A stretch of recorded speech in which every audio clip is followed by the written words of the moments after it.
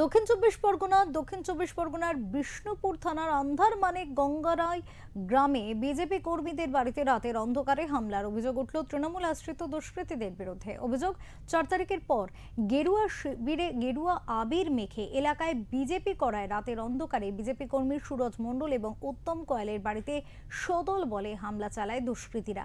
ঘটনায় 2 মহিলা থানায় অভিযোগ দায়ের করেন।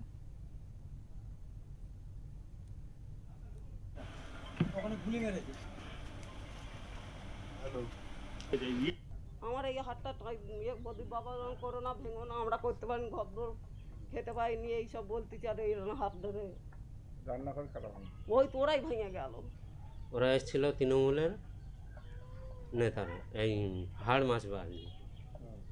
ওরা এসে রাত 12:30টার দিকে এসে আমার বাড়িতেও ভাঙচুর করে। প্রথমে আমার খোঁজ করে যে আমি ছিলাম না,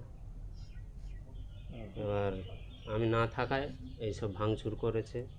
মাকে মারধর করেছে, আমার স্ত্রীকে মারধর করেছে, পেটে রড ফুঁড়ে দিয়েছে। সে এখন হসপিটালে ভর্তি আছে।